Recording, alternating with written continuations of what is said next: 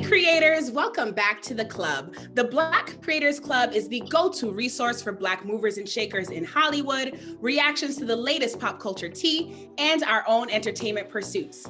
I'm your host, Akilah Ffriend, and I'm joined by my fabulous co-host, Eboné Chatman. Hey girl. Hey Eboné. Hey. And we have a very, very special guest for you guys today, music person, and he's doing his thing and all. We're just gonna get into it. It's Keithian here today, and we're so ready, so willing, so excited that you're here to join us. Hey Keithian. I'm excited to be here too. Actually, I'm real excited. Awesome. And so today we're, like we do always, we're going to start off with our Maven to Maven check-ins, just checking on how we all have been throughout this week before we jump straight into getting to know Keithian, behind the music and everything that he has to say. We're going to spend and play a very fun game with him. If you watched Elle's YouTube Song Association, you know exactly what we're talking about before we sign off for this week. And then you guys would have to see us next week. It's all good though. But as for today, let's start off with our Maven to Maven check-in. Eboné, how's it going? How have you been?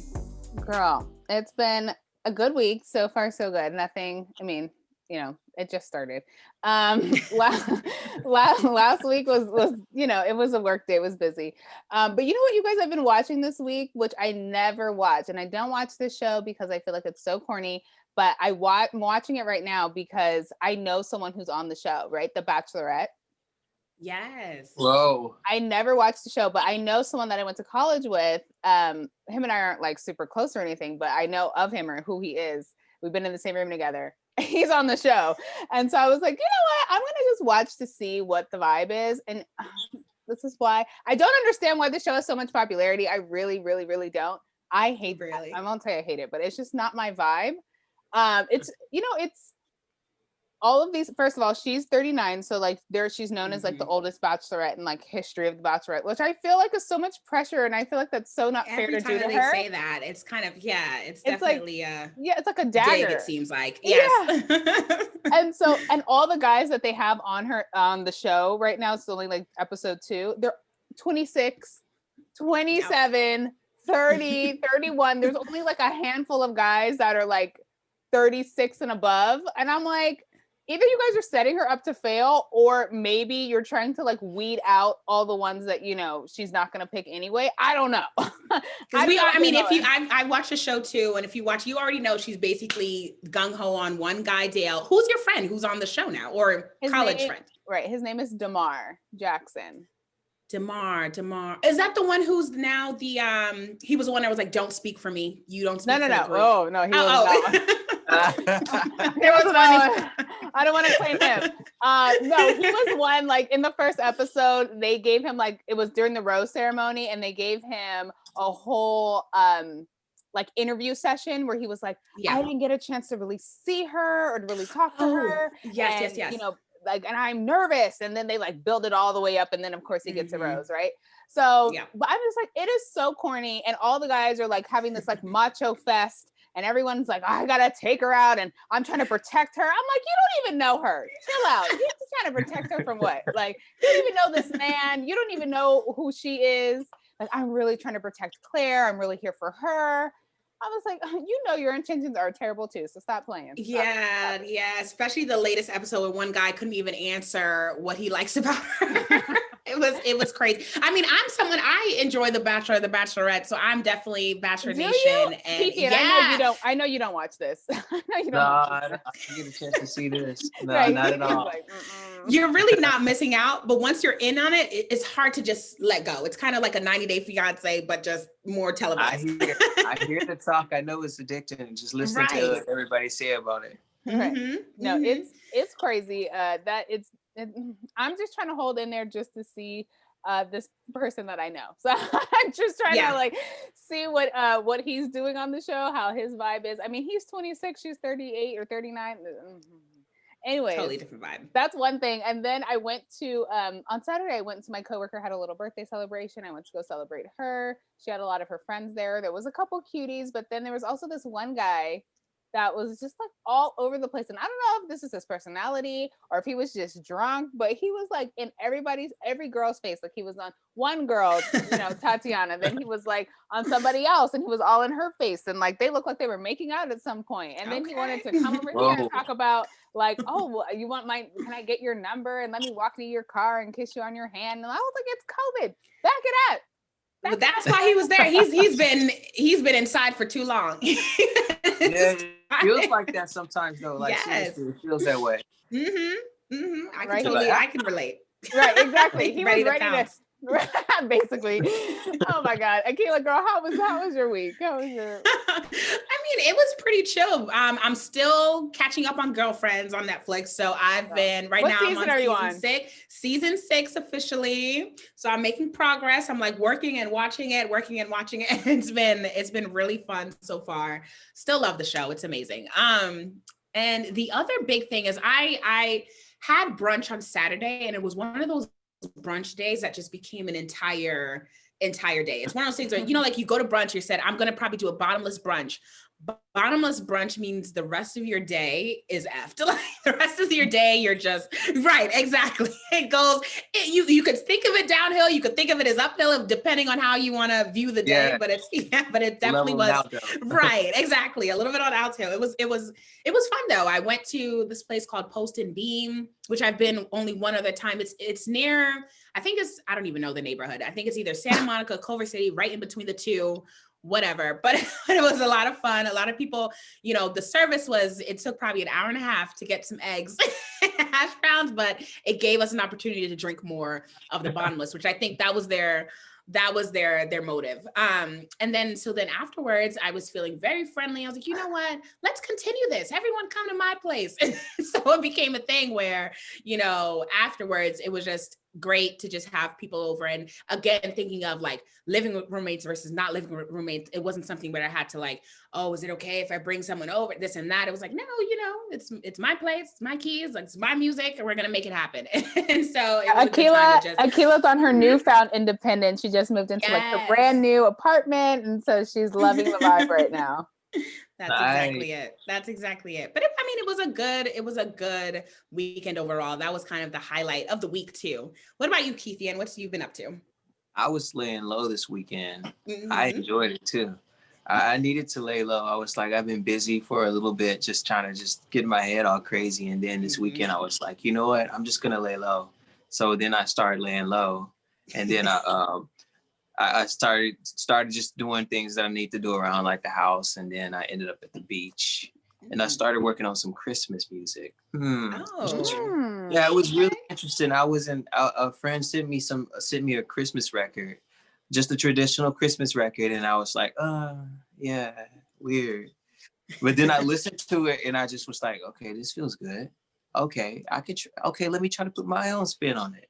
And I kind of got into that a little bit. So that's what I did this weekend. Yeah, that's really awesome. Nice. You always need a little like downtime to like chill and relax and go to the beach. I feel like that's the most peaceful time to really reflect, because you can listen to the waves and like watch the sunset. And it's just such a beautiful moment and scene, and be like, oh my God, like look what God created. Like it's just so beautiful. Right. That's how I usually like, I'm just looking at like, oh, woosah, like breathe on me. Like I'm just like, that type of person at the beach. That's awesome. Well, you know what? And I think it's cool too. And I feel like this is probably not uncommon for folks now, where in October and you're thinking of Christmas, you're thinking of how can you put your spin and how can you make your mark on that time of the year. I feel like you're not a real artist until you come out with something for the holidays. I think everyone has some sort of song, something for the holidays. Is that the same with you? Like, is that the reason why you wanted to get into it? And tell us a little bit more about that process. Well, you mean the process of just getting into this Christmas music? The process of not only Christmas music, but also let's say someone like your friend, they send you a song, they send you, I don't know if it was a sample, the difference between the two, and you deciding to say, you know what, going from that to having your own spin on that song that you can call your own. Oh yeah. So me personally, I've kind of done that a lot lately, especially. And I realized too, like at the beginning of this pandemic, I was just making music and just getting in there. And I was like, let me disconnect with the world since we need to anyway. and just like enjoy it, find different ways of doing things, like, and it was working. Everybody started doing virtual stuff. I did virtual shows. So I did a lot of writing and just making music. But then in the middle of the summer, I was like, I think I have writer's block. So I was there for a while. I was just like, oh shit, what should I do?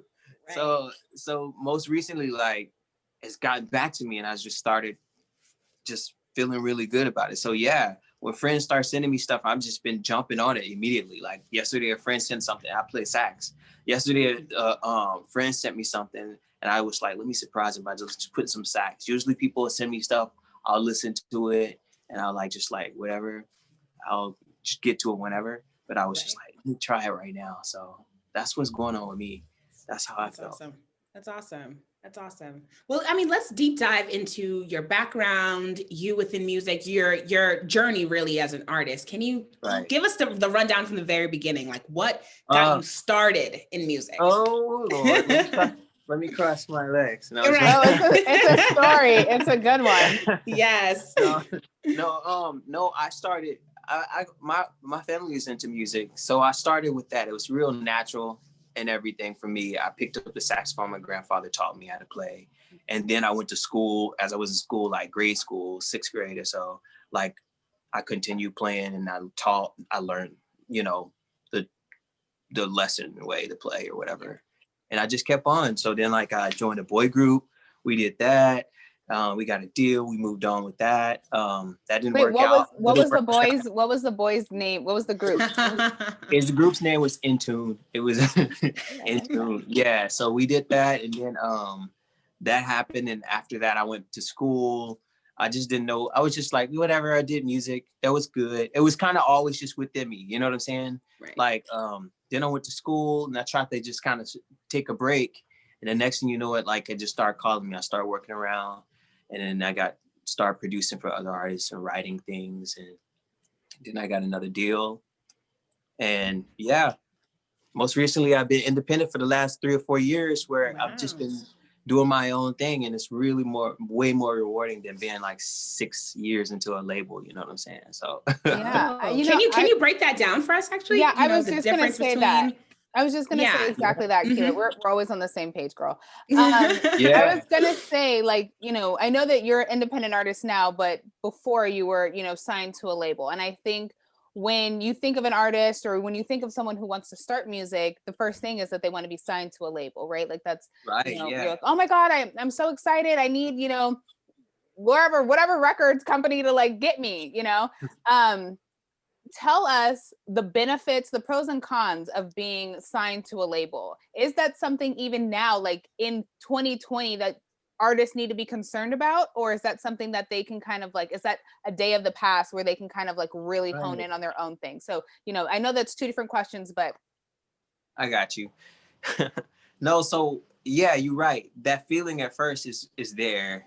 When you first start as an artist, you think that you need that validation and things. But the more things happen, like the more technology grows, and then you can actually, as an artist, like go live and you reach your fans immediately, things like that. Then you kind of you don't need that control. You don't need anybody to tell you your brand. So I personally would look at a label nowadays as like a partnership for marketing or something. You know what I'm saying? Like that would be more so, because the brand I own, the music you can make yourself. Maybe they can connect you, but quite frankly, when you start making moves, you start connecting yourself. You know what I'm saying? So that's that thing. And then for artists, that's the first question, right? Yeah, that's great. and for artists, for the second one, like, I don't know. It's just the difference of having a freedom now. Because I remember inside the label, you kind of like, I lost myself because no one knew what to do with me. But I thought I knew what to do with me when I got there. But when you get there, people change. It's not even their fault or your fault. It's just that like people lose jobs. They move to a different place. When they're on your team, they're rooting for you, even though they need that. It's all of that stuff. And you're an artist trying to figure it out, get a name and fight. So the system don't always help unless you have the right thing or the right business play already. So like you kind of have going into a label, like I said, was still like more of a partnership now. But like going back and forth and that stuff now makes any artist want to just be like independent, because in the midst of all that stuff happening, you kind of lose your music. You have to fight to keep your music or be able to put it out. But at the same time, though, would you say that being a part of a label kind of helped you grow in that independent sense? Because now it's kind of like you found yourself, you kind of found your voice, you now know what you want to do, as opposed to like being an artist and say, like, if I wanted to starting writing music tomorrow, right? It's like, I wouldn't necessarily know maybe what's my sound or what, maybe I do, but I'm saying, do you think that it's necessary to go through the experience of having a label so that you've had that experience now to where you know how to change up, or no? I don't think it's necessary to go through a label at all, because you build yourself as an artist and your brand businesses. If you already, as an artist, you kind of, nowadays especially, artists need to know their business. So so art being, to me as an artist, means like you create things. That means if you are a great musician and you can be music, but you also need to make sure you have the art of marketing, the art of your brand, or the art of understanding your fans, because quite frankly, it's so fickle these days. It's so much money that goes so much faster, and there's so many ventures and ways that someone can be a musician or out there with just digital, like streaming things. So it's a different platform. So I feel like artists really can play their own business first before going into a situation like that. Yeah, I love that. And I think that's a great way to put it too. Like, being an artist now encapsulates also being artistic in your brand, being artistic in your marketing, and not only artistic in your sound. I think that's definitely great advice for anyone looking to do that. But let's take it back to your brand then, being artistic in your brand and potentially your marketing. You being, and from what we've learned kind of growing up in New Orleans, or at least having a New Orleans base, does that influence your marketing and influence your brand at all, that then in turn influence your sound? Can you talk a little more about your upbringing and how that might influence your music?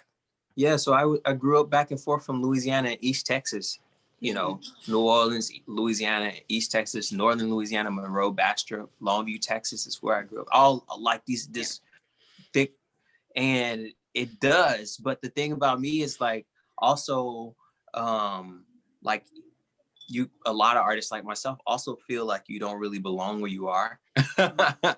So it's kind of hard to figure out even how to use that to market yourself, until people start telling you about things that that they like about you, and be like, oh, that's because, okay, that's how we do it.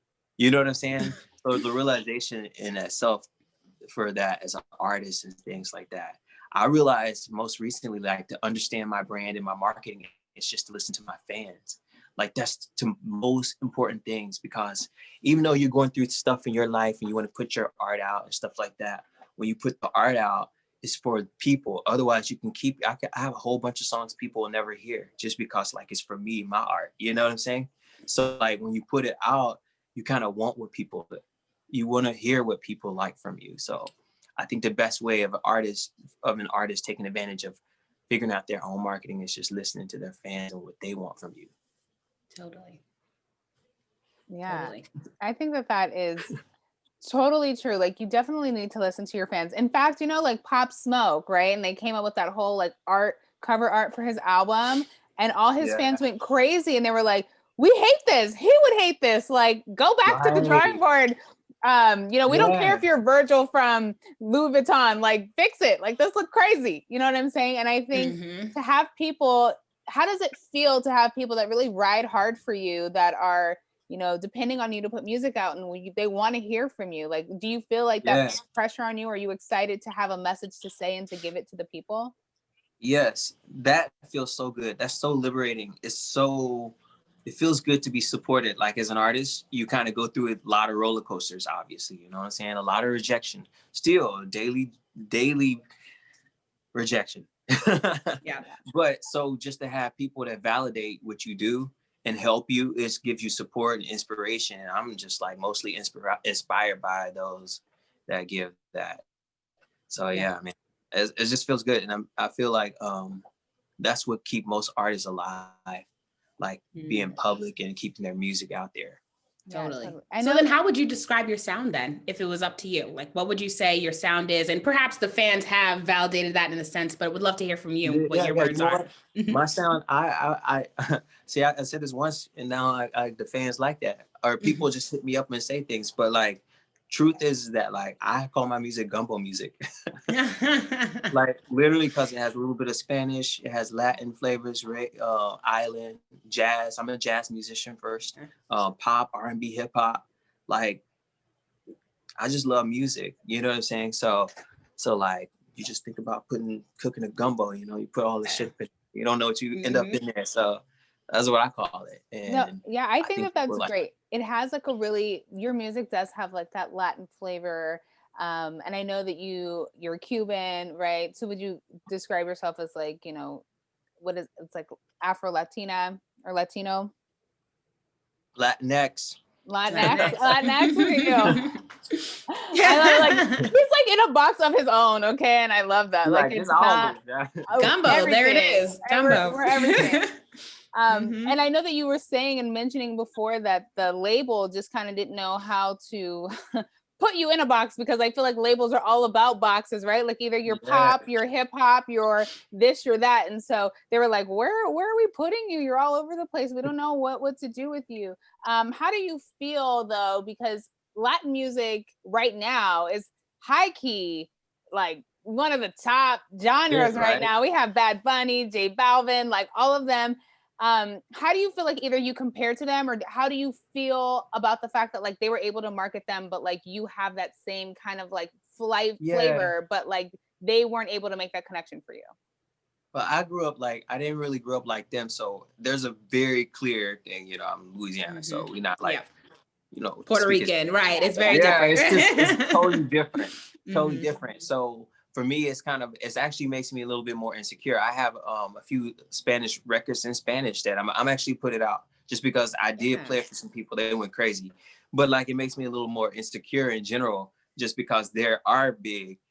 And then like as a musician, I've been at a radio station where they're literally just like, oh, whoa, like we don't play this type of music. Like, and you'll be like, whoa, but I'm from here. You get what I'm saying? Yeah. So it's like I look at music totally different. So like when I look at their careers and stuff, I was like, it's deserved. And I know I can get in there. I know that I can feel that wave and whatnot. And I don't know. It does make me insecure at first, but I'm gonna put it out and see how it goes, because I love it. Yeah. I think that's the way. I think that's the way to do it, and just see what happens. And I mean, I'm excited. Yeah, that's good. Okay, so when can we expect that? Is that coming around Christmas time too, or is that what's going on with that? Yeah, so I'm gonna do a Spanish version of comunicar. Yeah.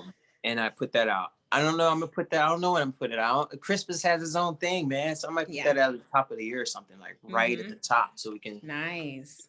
So we can soften, you know what I'm saying? There we go. But I have several Spanish records too. I just never think to put it out until most recently. So now I'm like, oh yeah, I'm gonna do it. Yeah, I think the greatest thing about being an artist or being a creative, right, is the fact that you can kind of touch on a lot of things and kind of just see what works.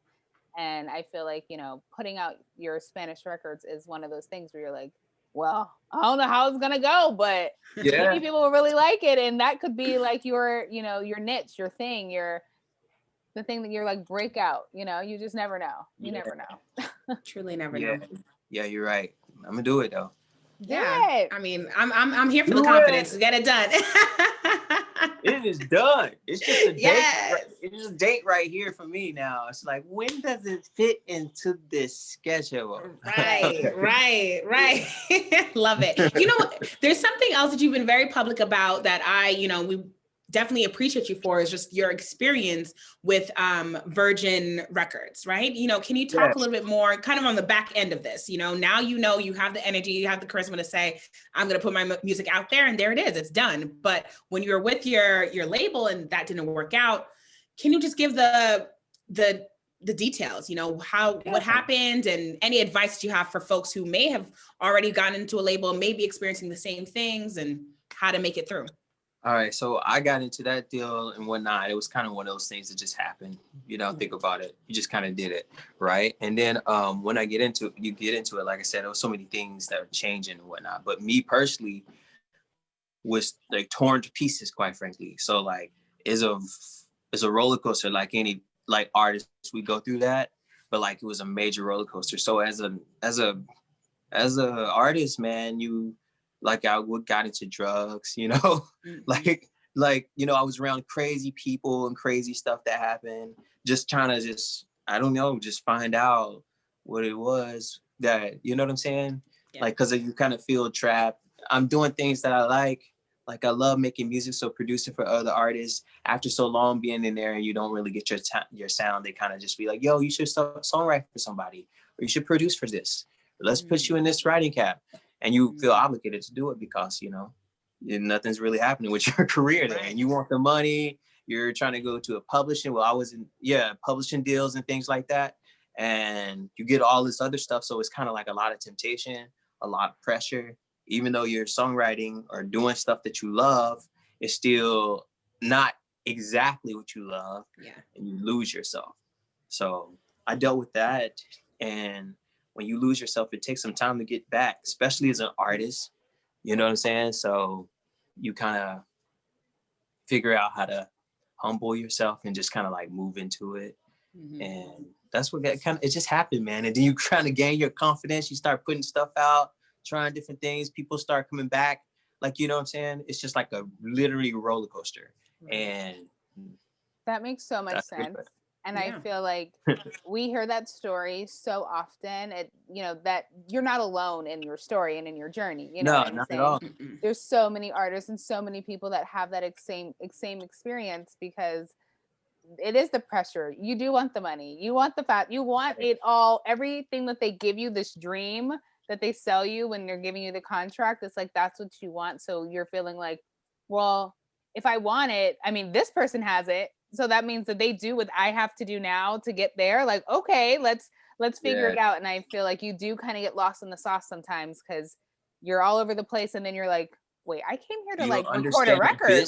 What's going on? There it is. It's what you said. You don't understand the business sometimes. Yep. Mm-hmm. You don't understand the business. Yep. Now I understand it. I understand the business to the most of what I can. Yeah. And I know people get offended when they be like, it's 80% business, 20% talent or whatever. But it really is, because people are trying to make money off this talent. So the unfortunate thing is that like the talent is there. If you have the talent, that's going to keep everybody there. You know what I'm saying? And you're going to keep growing and whatnot. But if you don't have the business, then you can't get any of that stuff. So it's harder to get all that stuff out. So it's an interesting focus being an artist where you're so vulnerable and you're giving. As I talk to people all the time, it's like, as an artist, if you're like a accountant, you usually go home, you shut that shit off. You don't think about no accounting. Right. You know what I'm saying? Yeah. But as an artist, you go home with the same. Do you feel like you had the right amount of people on your team, or the right people, right managers, agents, and that type of thing when you were going through it at the record company? No, not at all. No, and that's very clear when you go through it after you've gone through it. It's clear. Yeah. It's clear when you're internal, when it's happening. Sometimes things be like, what? You get like this, what? That's a side eye, but you don't really know how to handle it and certain things, you know what I'm saying? You don't even yourself, like you got to realize that you have to also handle all these situations. And being an artist, being vulnerable, being creative, you have to also shut that shit off and then move on over here and just be like, nope. So then people don't realize, like, especially these artists that have made it, that are gotten lots more success, they're very guarded. You know what I'm saying? Yeah. Like they're very vulnerable, but they have to be very guarded just because they have to understand the business of the artist.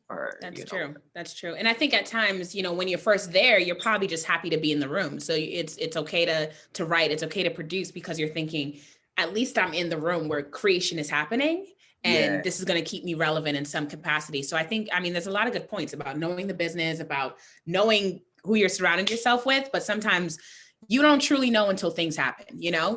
No one's going to show their cards just for nothing. Right. Hindsight's always 2020, right? Yes. Hindsight 2020, man. There it is. There it is. Yeah, definitely. You know, like if I had what I had then I'd be like, if I have what I had then, you get it. Right. like if you own, I'd be like, all right, what'd you say? Yes. You know what I'm saying? I just get it. But you know, you got to go through your story, makes you stronger, you know, yada, yada, woo, woo. Totally. But you said that you were writing for some popular songs. Can you share with us, like, who are the artists that you were writing for? I wrote for, and see, this is the funny thing, because you'll write and then artists will record and then they may put it out and things like that. But I wrote for Chris Brown.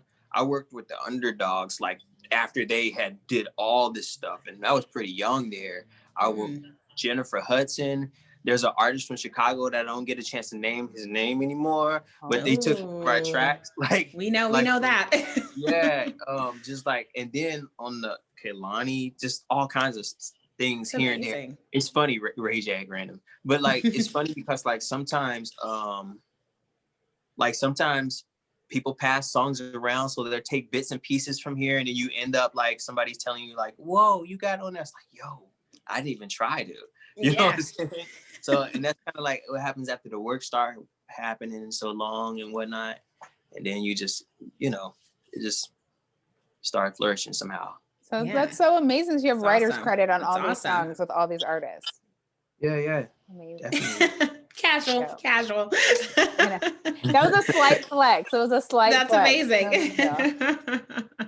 We love it. Well, I mean, you kind of alluded to it earlier, but just tell us a little bit about what's coming up next. Like, tell us about your EP that's coming out and anything else that you want to share about what's next for you and what do people need to look out for? Right. So next, I have a music video coming out for Communicate. Really excited about that. You can watch it on YouTube, Evo, Tidal, Apple Music. Yeah. And then the singles continuing, pushing a single. And then on November 13th, actually my EP comes out. It's called To My Pain. And it's my full EP. It's 6 songs that you can move to, vibe. It's like, it feels good. If you like to communicate and some of this other stuff, you're going to love it. Nice. Okay. Well, I mean, break this down a little bit for us. Like, what got you to say To My Pain is what I want to name my EP, the songs behind Communicate, everything that you want to do. Like, there's such what a got deep you? What's message. The process like? Yeah, there's such a deep message with Communicate. And I want you to be able to express and tell people about what that means to you. And then, like Akilah said, we totally want to know, like, why To My Pain? Like, why did we name the EP that? Exactly. So basically the EP, so check this out. This is a quick story of the EP. Doing writing sessions, and I've been way more selective, like writing camps and stuff. Like me and the homie Oliver, we were in a session, we were writing some tracks to pitch to Rihanna. Just write some stuff to pitch to Rihanna. No big deal. I mean, we don't know if she's gonna take anything, you know what I'm saying? We don't know what's going on. No one knows in that world. It's been years. It feels like years. Anyway. It has been. But so after that, we just kind of just was like, all right, it's enough. Let's just do our own thing. So we started writing, and we just literally wrote for about 2 weeks and came up with this EP. And it was just like experiences that I had or people around me had. And I just put it down on a piece of paper, and not a piece of paper, but like phonetically speaking, like, and we recorded it. And it's just like real surface things that happens, things that people can relate to, things that you go to, like Pillow Talk, Communicate, Birds. Those are like songs about specific things that I think everybody can relate to. So I just want to be real surface. And so To My Pain is kind of like the signing off a letter, like, and this is To My Pain. Excited for that. Okay. Because I know you were talking, or I know it was Communicate was about a friend. Right. Yeah. Right? Yeah. The music industry. Like like a friend that actually committed suicide, and people knew of her and things like that. And I just feel like if she was able to communicate the emotions that we all have a hard time getting there, and that's not like just one-sided communication, it's like both sides, all sides. It doesn't matter if it's 50-50, it might be 50 people in the room, but we have to figure out how to communicate. I know this is not new from the beginning of time, but just personal experiences, and just like as the little bit it is, like the truth is we need to communicate better. It's a timely message too. It goes beyond, obviously that was the source and that really brought you to write the song, but the idea of communication, I mean, we're in this huge political climate right now with elections coming up around the corner, like and everything that's happening, even with COVID, the pandemic, if we were just able to communicate, or the government communicating with us even, that's a whole other level of, so communicate. I get it's old as time, but it's still very relevant, and it's still a relevant message to even showcase, not only on a personal level of communicating between relationships, but also just like the world needs to communicate better. I look at it as like a cry. It's like a mental health cry. It's like, Yeah. So that's the way I look at it too. You're right. We need that more than ever right now, don't we? Yeah, totally. So we're ready for that. Eboné, tell us what else we need. Yeah, so what you need in your life is the Black Creators Club, you guys. This podcast is here to amplify all types of Black voices like Keithian and all of our other guests and topics that we talk about. So please, you guys, continue to love and support us by liking and subscribing to us on YouTube, following us on Spotify and Apple Podcasts, as well as following us on Instagram at the Black Creators Club. Everything, you can find us everywhere at the Black Creators Club. Email us any leads or if you want to be featured on the show. And you guys, we appreciate you guys and love you guys so much. So thanks for listening. Yes, thanks for listening. We had to get that out there at the Black Creators Club or the blackcreatorsclub@gmail.com.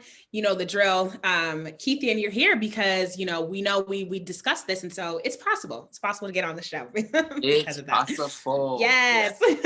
Before we said we were going to play a fun game with you, and we're so ready to do it. Again, it's based off of Elle Magazine's Song Association that they have on YouTube. And it's pretty much a series where they bring on musical guests. And so we wanted to obviously do the same with you being a musician, you being an artist. And ultimately what we'll have you do is after we say a word, and we said an example earlier, like sunflower, you then have to sing a song that has the word sunflower in it and tell us what the name of the song is if you do remember it. So we'll have 6 words for you. We're ready. Wait. What's the question? Don't do the sunflower. No. Sunflower's out. Sunflower's out. Because I'm like, I don't know anything with sunflower. We say that as an example. And one more. What else? I might have to pass. Or I might have to come back to it. No problem. If you got to pass, you got to pass. You know what? If you got to pass, just sing a song that you wrote or that you put out. How about that? Oh, I won't pass then. I got you. Yeah. Okay, perfect. And then I'm going to put a timer on. We'll give you 15 seconds to answer, to like come up with a song name or a title or song to sing the lyric. Right. Okay. Perfect. All right. And so the first word is love. Love, so many people there. I don't know lyrics though. Oh, but that was a good. Music social, right? Yeah. Yes. Oh, that was a good one. I didn't think about that at first. That was a really good one. I like that one. All right, cool. That's a good one. I mean, anything works when you say it after sunflower, right? Yeah. Anything sunflower. It's like, what the? He's like, no, not with the sunflower. Help. Okay. All right, let's go with the second word. The next word is boy. If I were a boy, the lyrics again. Da, da, da, da, da. We got the picture though. Okay, yes. If I were a boy. We love that one by Beyonce. We love Beyonce. Queen Bee. We can never go wrong with her. Exactly. All right. The third word is sugar. Oh. Summer.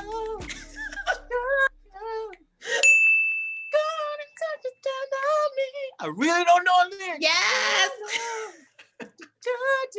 You know what I'm talking about though? Yes, Maroon 5. Sugar. Yes. I was just gonna let you keep going. I know. Okay, the next word is star.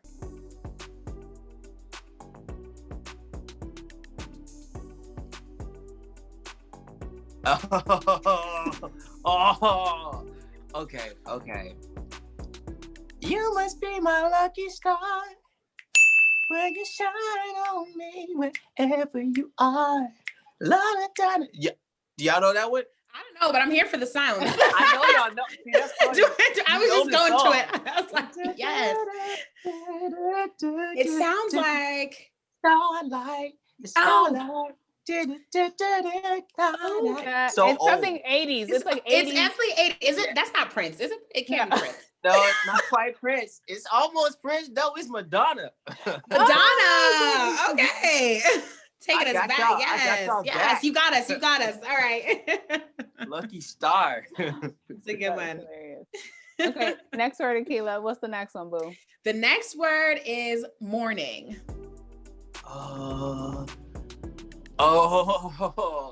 Good morning. Na na na da da na. Da, da, da, da. Okay, it's John Legend's Good Morning, but with... Oh, I've never heard of this. Yeah. You're putting us on to some songs today. I don't know. You know what's funny? And in my head, for some reason, I thought it was a collab with Kanye, but it's actually, Kanye has another song. You remember, Good Morning. Yes. That's 2 more points. So you got 2. You got 2 points. All right, you got it. You got it. Good morning. Ooh. Oh, I'm so glad y'all did this because I wouldn't know stuff. Yes.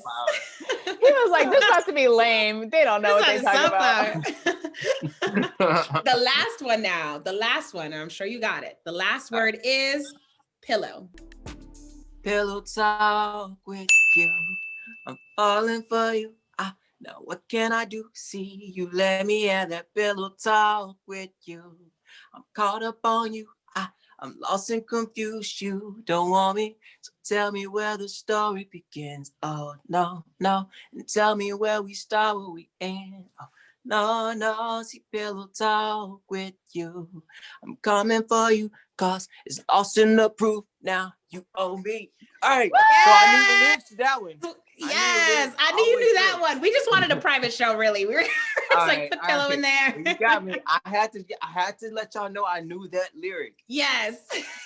You did great. Actually, you didn't miss one word. You did great. Mm-hmm. Oh, thank you. So you got 7 points because you got that bonus round with the Kanye song. I think let everybody know I won from now on out. Like, yes, you're over there holding the record, personal record over here. Okay. Seriously. Exactly. That was so fun. So fun. And today was just amazing in general. Like, thank you so much again for joining us, Keithian. We're looking forward to your EP. We're looking forward to your signal. We're looking forward to just like watching you continue to rise as an artist. So thanks for joining us. We're so, ready to just, be a part of your support system. So you got the Black Creators Club in your corner now. Thank you guys. I love it. Absolutely. Before we all head out, I just want to make sure that we open the floor to you. Is there anything else that you wanted to say, share, do? Let us know when that EP is dropping, okay? That too. EP is coming November the 13th, so make sure you cop that. Well, you don't cop it these days. You just you do. Download Stream it, download it. Just put it on the playlist. Put it on your playlist. There we go. So my EP's coming, and then as this world continues, I'm gonna be doing shows. I got a YouTube show coming up after that, so you can catch that at the top of the year between December or something. Like, I'm excited. So yeah, follow me at Keithian on Instagram, and there you can go and see all my music, Apple Music, Spotify, Tidal, etc., wherever you are, YouTube. And I had so much fun here with you guys. It's really dope. I feel a part of the Black Creators Club. Yes. Good. Welcome to the club. Yeah. Thank you so much again for joining us. Eboné, how about you let them know where they can find you? Yes. Again, thank you, Keithian, for joining us. This was amazing, sharing your truth and your story. We love that. You guys already know what it is. You can find me on Instagram and on Twitter at Eboné Chatman 12. Akilah, where can they find you, girl? And hey, y'all, I'm your best friend. You can find me at Akilah Ffriend on all social media platforms, mainly Instagram. And don't forget also to follow the Black Creators Club at the Black Creators Club on all platforms. We're looking forward to seeing you next time. Bye, y'all. Bye. Perfect. That's it.